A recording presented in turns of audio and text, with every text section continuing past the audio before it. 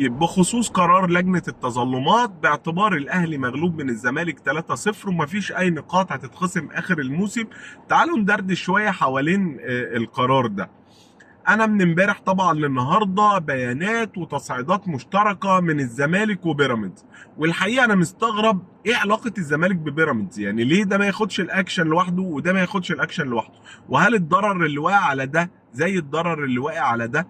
ده من وجهة نظرهم. بس هو الحقيقه ان انا محتار جدا في الزمالك وفي ظاهره البوي فريند او الصديق اللي مع الزمالك على طول. يعني الزمالك ما شاء الله خلص على الاسماعيلي، دلوقتي واخد بيراميدز في سكته.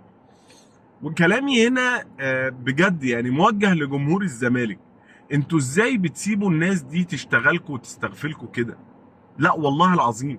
طب تعالى افترض معاك، هل حالك الرياضي والكروي في مختلف الالعاب السبب فيه الاهلي؟ وهل لو كانت خصم من الاهلي الثلاثة بونت، انت عارف بينك وبين الاهلي 11 بونت وبين بيراميدز 9 بونت. طب لو اتخصم منك لو اتخصم من الاهلي الثلاثة بونت دول، يبقى بينك وبين الاهلي 8 بونت وبين بيراميدز 9 بونت. يعني انت مش داخل دوري ابطال افريقيا لان فاضل ماتشين. فهل انت مشكلتك ان الاهلي يقع او مشكلتك ان الاهلي ما ياخدش الدوري؟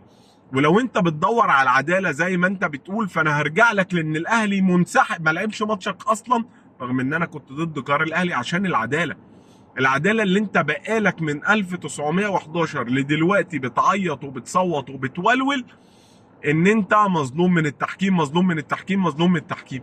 فالاهلي قال لك تعالى انا وانت نجيب حكام اجانب، وانا عارف ان في اتصالات مباشره من مسؤولين في الاهلي كانت لمسؤولين الزمالك، ان احنا يا جماعه تعالوا ناجل ماتش 24 ساعه ونلعب احنا الاثنين بحكام اجانب، احنا الاثنين عندنا مشكله من منظومه التحكيم. حضرتك رفضت.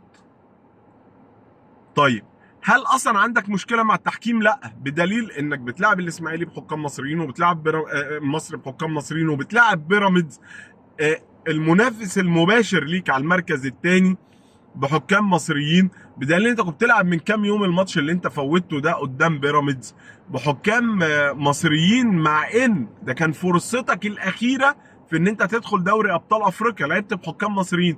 وماتش الكاس اللي كمان كام يوم بتاعك ده مع بيراميدز، البطوله الوحيده اللي ممكن تطلع بيها من الموسم او بتنافس عليها، حضرتك ما طلبتش حكام اجانب لغايه دلوقتي.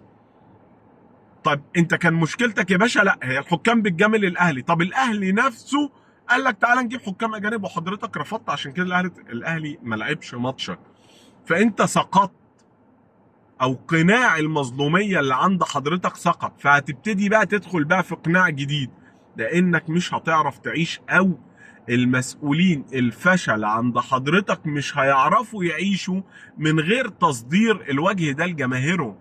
خلصنا من حوار الحكام اللي كنا عايشين عليه بقى، وحسن شحاته وزقه ابو تريكه وكمال ريشه وغطس حرس الحدود والافلام الهنديه اللي ممكن الواحد يعمل لك فيديو ساعتين يجيب لك حالات للزمالك. خلاص سقط ده.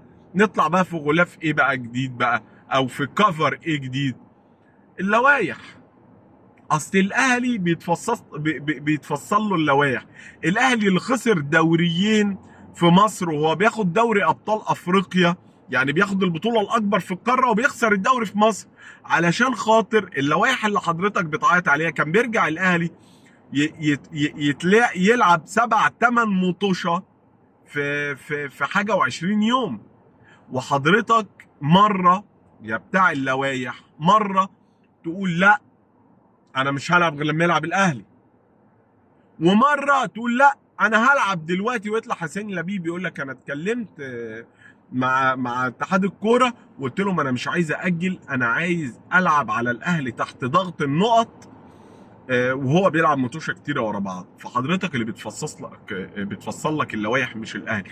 بس ده قناع وكفر انت بتحطه او بيحطه مسؤوليك عشان يضحك على الجمهور اللي هو ماشي وعايم معاه، نفس الجمهور اللي النهارده بيقول لك النزاهه والشفافيه وخصم الثلاثه بونت من الاهلي وبلا بلا بلا بلا، هو الجمهور اللي في حدث انا ما شفتوش في دوريات المراهنات العالميه، ولا الكارثه اللي حصلت في الالفينات في ايطاليا اللي هبط فيها اليوفنتوس عشان المراهنات.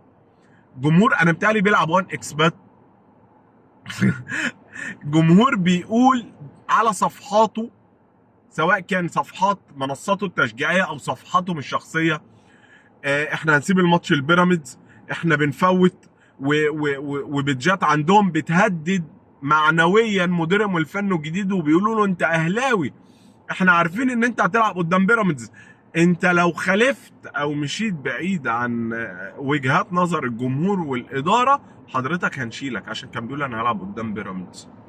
ده نفس الجمهور اللي بيتكلم عن النزاهه والشرف والاخلاق وازاي اتحاد الكوره مش عارف ما يتخصمش 3 بونت. انتوا شيزوفرينيا كبيره، كويس، بتصنعوها علشان تقدروا تعيشوا. للاسف رؤساء انديتكم الفشله المتعاقبين واللي كان ناجح فيهم على فكره كان بياخد بطولات. يعني دكتور كمال درويش كان راجل ناجح في بدايه الالفينات، خد 3 دوري وخد تشامبيونز ليج افريقي وخد بطوله عربيه وخد سوبر افريقي وخد سوبر مصري وخد بطولات كتيره لانه كان راجل بس بيشتغل.